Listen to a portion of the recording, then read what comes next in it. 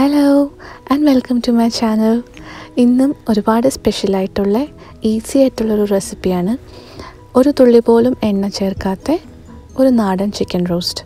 നമ്മൾ അപ്പത്തിൻ്റെ കൂടെയും ചപ്പാത്തിയുടെ കൂടെയും ഫ്രൈഡ് റൈസിൻ്റെയും ഒക്കെ കൂടെ കഴിക്കുന്ന ചിക്കൻ റോസ്റ്റാണിത്. പക്ഷേ ഇതിൽ ഒരു തുള്ളി പോലും എണ്ണയില്ല. വളരെ ഈസിയാണ്, വളരെ സിമ്പിൾ ഇൻഗ്രീഡിയൻസുമാണ്. ഞാൻ സെപ്പറേറ്റ് ആയിട്ട് ഇൻഗ്രീഡിയൻസ് കാണിക്കുന്നില്ല.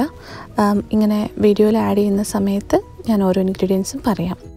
തുടങ്ങുന്നതിന് മുന്നേ ആദ്യമായിട്ടാണ് ഈ ചാനൽ കാണുന്നതെങ്കിൽ പ്ലീസ് സബ്സ്ക്രൈബ് ചെയ്യൂ.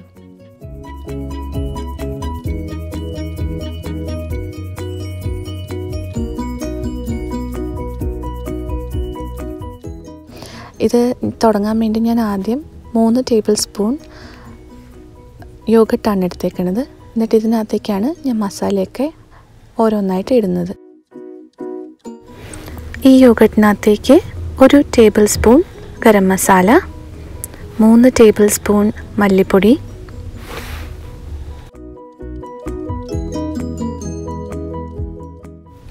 പിന്നെ 1 ടീസ്പൂൺ മഞ്ഞൾപ്പൊടി,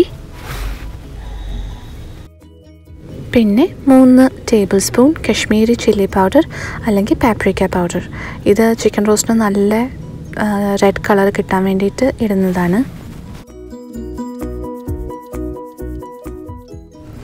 ഇതെല്ലാം നന്നായിട്ട് മിക്സ് ചെയ്യുക. ഇതിപ്പം ഫ്ലെയിമിലല്ല ഈ പാത്രം വച്ചേക്കണത്, ജസ്റ്റ് ഈ മസാല ഇപ്പം മിക്സ് ചെയ്യുന്നതെന്നുള്ളൂ.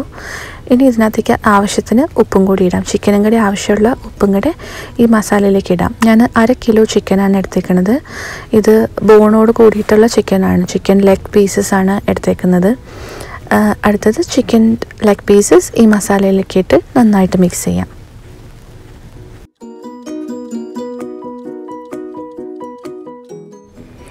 ചിക്കൻ ഈ മാരിനേഡിൽ ഇട്ടിട്ട് ഒരു മണിക്കൂറൊക്കെ വെക്കുകയാണെങ്കിൽ നല്ലതാണ്. പക്ഷേ എനിക്കിപ്പോൾ ടൈം ഇല്ലാത്തതുകൊണ്ട് ഞാനിത് ഇതുപോലെ തന്നെ ഉണ്ടാക്കുവാണ്. ഇത് മീഡിയം ഫ്ലെയിമിൽ പാത്രം നന്നായിട്ട് ടൈറ്റായിട്ട് അടച്ചിട്ട് മീഡിയം ഫ്ലെയിമിൽ ഒരു 15 മിനിറ്റ് കുക്ക് ചെയ്യാം.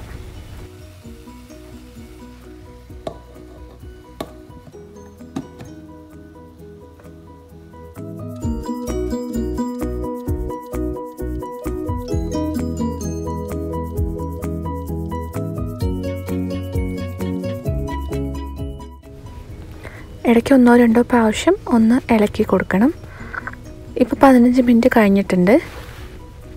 ഇനി ഇതിലേക്ക് ഇടുന്നത് നല്ല എരിവുള്ളൊരു പച്ചമുളകാണ്. നിങ്ങൾക്ക് കൂടുതൽ എരിവ് ഇഷ്ടമാണെങ്കിൽ കുറച്ചും കൂടെ ഇടാം, ഇല്ലെങ്കിൽ എരിവ് ഇഷ്ടമല്ലെങ്കിൽ ഇത് ആഡ് ചെയ്യേണ്ട ആവശ്യമേ ഇല്ല. ഈ മുളകിന് നല്ല എരിവായതുകൊണ്ടാണ് ഞാൻ ഒരെണ്ണം ഇടുന്നത്. പിന്നെ 1 table spoon ginger garlic paste, പിന്നെ ചെറുതായിട്ട് വളരെ ചെറുതായിട്ട് കട്ട് ചെയ്തിട്ടുള്ള 3 മീഡിയം സവാള. ഞാൻ വെളുത്ത സവാളയാണ് എടുത്തേക്കുന്നത്, 3 എണ്ണം വളരെ ചെറുതായിട്ട് കട്ട് ചെയ്തത്.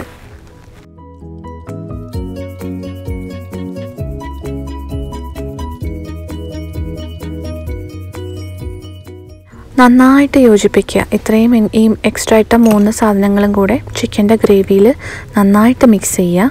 എന്നിട്ട് ഒരു 1/2 കപ്പ് വെള്ളം കൂടെ ഒഴിച്ചിട്ട് പാത്രം പിന്നെയും നല്ല ടൈറ്റായിട്ട് അടച്ച് ഒരു 15 മിനിറ്റും കൂടി വേവിക്കുക. എപ്പോഴും ശ്രദ്ധിക്കുക, ഫ്ലെയിം ഒരിക്കലും കൂടിപ്പോരുത്, ഫുൾ തീയിൽ വെക്കരുത്, കാരണം ചിക്കൻ അടിയിൽ പിടിക്കും. അതുകൊണ്ട് എപ്പോഴും ഒന്നെങ്കിൽ മീഡിയം ഫ്ലെയിം ഇല്ല അതിൽ താഴോട്ടുള്ള ലോ ഫ്ലെയിമിൽ മാത്രം വെക്കുക. സ്ലോ ആയിട്ട് കുക്ക് ചെയ്താൽ മാത്രമേ ഇതിന് നല്ല ടേസ്റ്റ് ഉണ്ടാവുള്ളൂ, അല്ലെങ്കിൽ അത് അടുക്കി പിടിച്ച് കരിഞ്ഞു പോകും.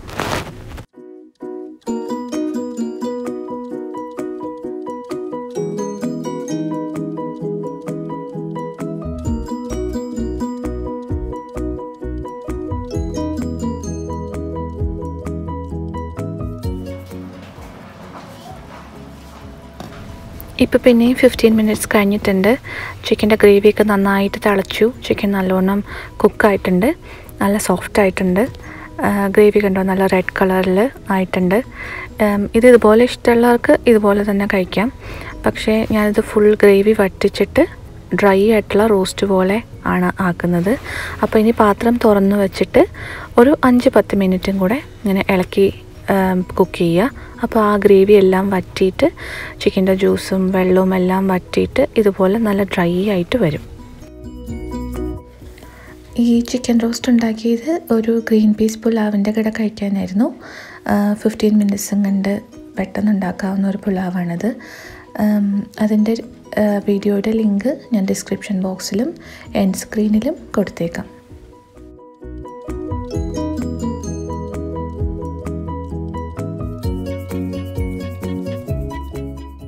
ഇനി ആവശ്യത്തിന് കറിവേപ്പില ഇടുക.